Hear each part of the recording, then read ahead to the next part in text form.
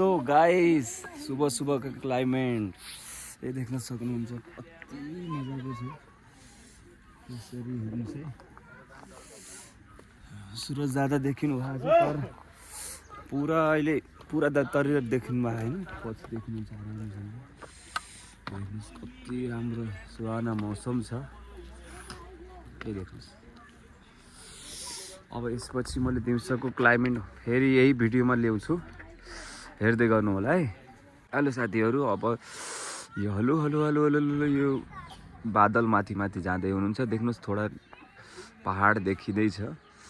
किनकि सूरजको तापमानले धीरे धीरे यो बादल फग लाग्थ्यो उलाई माथि माथि जानमा मजबुर गरिदिया छ अनि यहाँबाट थोडा थोडा ठण्डी हट्दै छ है हेर्नुस् है यो देख्नुस् ल साथीहरु हेर्न सक्नुहुन्छ मस्त क्लाइमेट देख्नुस् यो देख्नुस् पुरा बादल फाडेर पुरा उजास भयो र सूरज दादाको यो ताकत हो किनकि पृथ्वीमा जति पनि मान्छे हुनुहुन्छ उहाँहरूलाई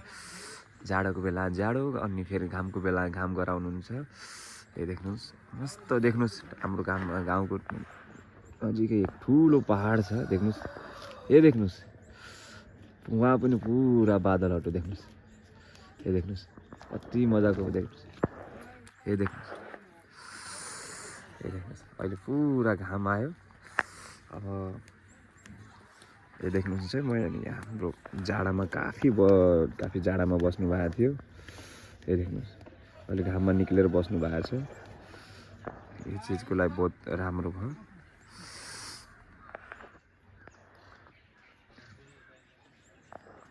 यो